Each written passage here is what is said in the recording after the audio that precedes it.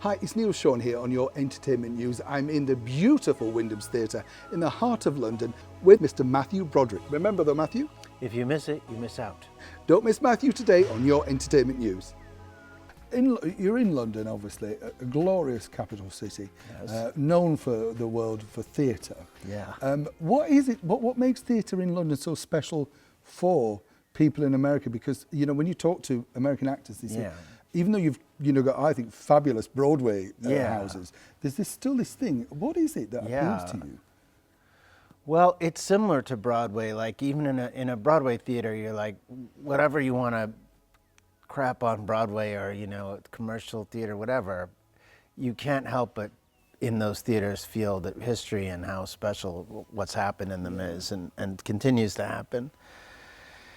And it's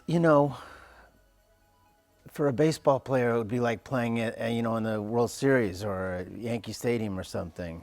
I'm a Met fan, but it's the biggest field, and London is too, maybe even more so. It's not I'm not from here, so it's a little different than when I'm on a Broadway show. But I come here and I see, posters backstage that say John Gielgud on them and Alec Guinness, directed by and starred in, whatever that was. There's some play back there called oeHe. Oh, right. Yeah, which I want to look into, but I don't remember who's in that one.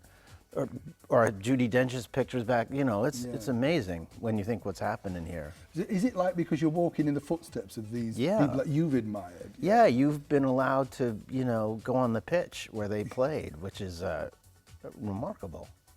You've also got a wonderful co-star in Elizabeth McGovern, who we, of course, adore here. And it's interesting because what I love about when you're an actor is that you can, when you get to a certain point, you can diversify. People want to put you in a box, but you can change if you want. And Elizabeth is known, of course, as Lady Grantham throughout the world.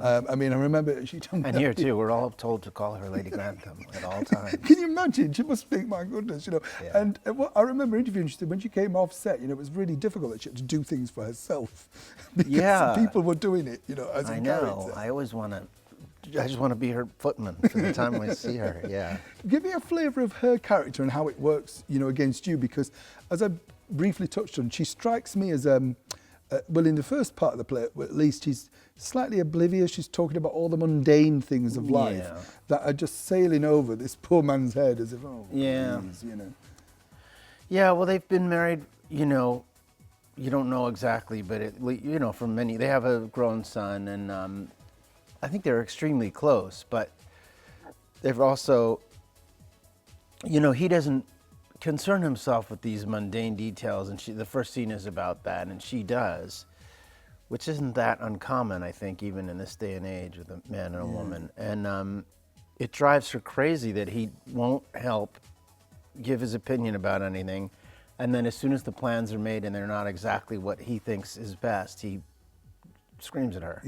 Says, why did you tell them to come here? I didn't want them on Tuesday. And she says, I've been asking you for 6 weeks what day to invite them. That's sort of literally what happens. That's what I love about the writing, though, Matthew. It's brilliantly written. Yeah. Because that's how people talk. It is how people talk, some people. And that part was played by Kenny Lonergan, who wrote it. It was played by his wife originally. Oh, wow. Yeah. So that was interesting. But Elizabeth is wonderful in it and brings a lot of, so much humanity to the part. And she's very, she's just an attractive person. I don't mean physically, that too, but I mean her character, her personality is, it's not, there's nothing naggish or anything about it. It's, he's, in fact, probably much more irritating than she is, but... I felt sorry for you, actually. Yeah, well, you're a man, but I think both of them, have their side. And but I think they also are very close, no matter what you're seeing on stage. You hopefully can feel that it's a real couple. Yeah. Now, you've had an extensive career. I was reading all up about your career. Am I right in saying that you were the youngest person to win a Tony, is that right? I have read that. I never remember. I don't remember it that way, but I've read it more recently. I keep reading that recently, and I had to be like, "Is that true?" Yeah. Well, apparently. I guess so. I mean, to win a featured actor, Yeah. on a Tuesday in, I don't remember. I don't know I'm sure there's. I think Lassie won a Tony at some point. I don't know. No, but what I'm always fascinated by is because when you're young, I think you have to get to a certain age when you look back and think, "Wow, I won that. That was great." Yeah. Because when you're young, you're a bit, I don't say dismissive, but you don't know what's to come. You think, "Oh, yeah, I was an just Oscar." shocked. Yeah. I was in a play, in a Broadway play, and then I got a Tony Award. I mean, I was thrilled, but I then just assumed it would happen every year, which does not. That turns out not to be the case. Where is the Tony? Where do you keep that? Well, that one Oh. is. I left it. It was in my mom's house, and she died. And I don't know where it is. It's somewhere in storage.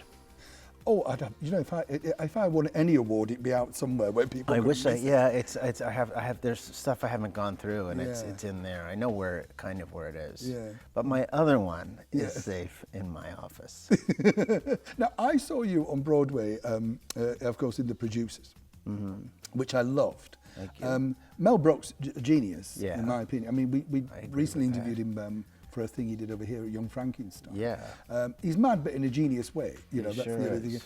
What I loved about The Producers, and I wanted to know whether you felt this, was when you're in this wacky, crazy world of showbiz, whichever you want to call it, it's genius to try and put on a flop, isn't it? Yeah. It's the nuts thing of like, well, if you lose money, we might make money, that know, sort of thing. it's a great what idea. appealed to you when that part came along and you thought, I like that, yeah.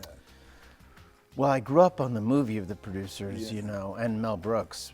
I, like many my age, went to bed listening to the 2,000-Year-Old Man with Mel Brooks and Carl Reiner, the record album. I wore out. I had 4 of them, or 3 anyway. So I was already Young Frankenstein, as you mentioned, or Blazing Saddles. Mel Brooks was like a pillar of my why I like show business. Like that's what I wanted, was to work with Mel Brooks. Okay. So to be in my 40s and get a call, you want to be Gene Wilder and The Producers, I was like, yeah, I do. So even though I'm sure that's a bad idea, but I'll try it. And then Mel wrote all these wonderful tunes, and Susan Stroman directed it, and my partner Nathan Lane, it was just everything worked out. I mean, it was a colossal success, wasn't it? Was the team behind it shocked at how? Because he just flew off, didn't it? It was like the biggest thing for years. I guess so. Yeah. I mean, I don't want to be no, un-British. But it was. No, we don't worry. Yeah. No, be un-British. It was phenomenal. It was a big deal for a moment there, and more than any of us thought. We all were thrilled to be working on The Producers because everybody in there loved that movie, and but we didn't. It seems like that's a good idea now, but at the time we're like, should there be some? I mean, a lot of my friends were like, that movie is perfect, nobody should mess with it, Yeah. So we weren't sure at all. But then as soon as we did it in the, in rehearsal hall, and it seemed good, and then we had a little crowd come to the rehearsal, and they were laughing madly, and that was a little sign.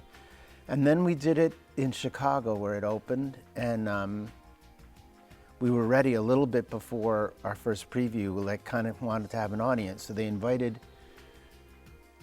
friends mostly, but people in Chicago who worked in the hotel where we were staying, and people worked in the offices of the producer and all that, and filled the balcony, I guess.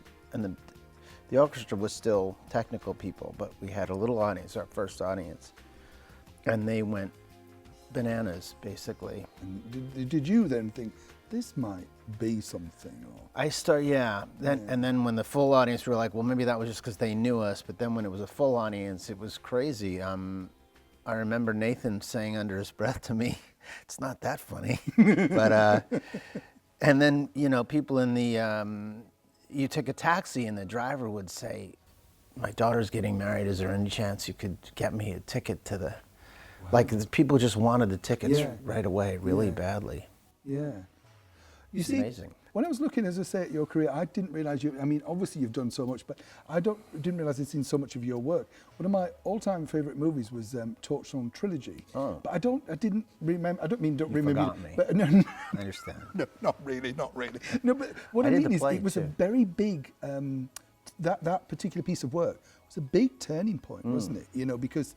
I think it was probably the first time we'd seen things so open, you know. Yeah. Harvey was just very blunt about things on camera, you know, and Sure I remember was. going away thinking, wow, this is, you know, I was amazed at its success in some respects because it was commercial but uncommercial. Do you know what I mean? Yeah. What was that like, working on that? That must have been a phenomenal piece. Well, I did the play first, years before that, and it was my first paying job. So I played the boy, the other part, Harvey's son, in the play. And that was a very big success. By the way, we've just mentioned the only two success. I'm not trying to brag. And so that sort of started my whole career. That's why I got the Neil Simon stuff, or the movies, all came from Torchstone in a way. So when the movie came around and I was older, so he said, well, you could play the older character in it. And I was just delighted to be back with Harvey again. And Anne Bancroft, I got to work with a little bit, and Brian Kerwin. So Harvey was like family to me. So that project was like getting to go back to your family for a little while. But it was, nowadays, you forget because we're so much more liberal. Yeah. But when that came out in that period, it was, you know... well, when we did the play, which was, 7 years before that or something like that, it was really shocking. Yeah. And the play is a little more shocking anyway, but it was 1981 or 2 or something, and some audiences had seen stuff like that. Yeah. But not me. This is the one that crossed into mainstream, one of the first. I'm sure everybody asks you this, but I am intrigued by this. You appeared in a movie with, of course, the legend that is Marlon Brando. And I know that you've spoken about him before, but what I'm intrigued about is because you're so young at this point. I mean, you're only young now, Matthew, but you know what I mean? I wasn't all that young then either, by the way. No, but you know when you're really young, and there's that point where you're trying to be cool and not, the heart palpitations. Yeah. But then on the first day of set, when you walk on, because you've now got the part, all your friends are excited, but you turn up for work. Yeah. What's that like when you first have to go and do the scene and think, wonder what he thinks? Yeah, very intimidating. Yeah. All of us, we had rehearsal first for a week or two in Toronto.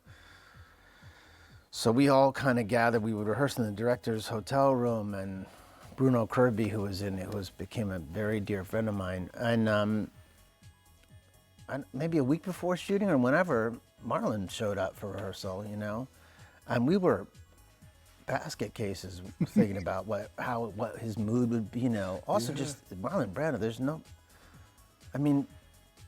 if Clark Gable had walked in, it would have been maybe the same feeling. Yeah. It was like that. Yeah. I know what a dated reference that is. No, I know what you that's mean. That's who I think of, or Spencer Tracy or something. Yeah. It was like, this is a major, major star. Yeah. So I remember Bruno Kirby waiting in the lobby of the hotel with a newspaper like a detective. He just wanted to see him enter. That's a good trick, isn't it? Yeah, he had his newspaper. I said, what are you doing? Why are you still down here? And he said, Marlon was coming today. I want to be here. And he walked in rehearsal. He was, extremely friendly, thank God. So he was always happy he made you feel fine acting with him. He'd always tell me, I like what you're doing, that's good. So that's, he just made sure you didn't feel bad. Yeah. Unless he was in a not great mood occasionally, then he would be very quiet and you knew not to say, how are you, Marlon? You just got very quiet. I wonder to ask though is, what was the director, I always think when you've got these major stars like that and you're the director, because you've directed pieces, but how do you deal with that, with your nerves of trying to tell? Because as the actor, you're thinking, I know what he's trying to do here, you know what I mean? Yeah. So how do you win them round as that sort of thing? As an actor, how do I win the other actor?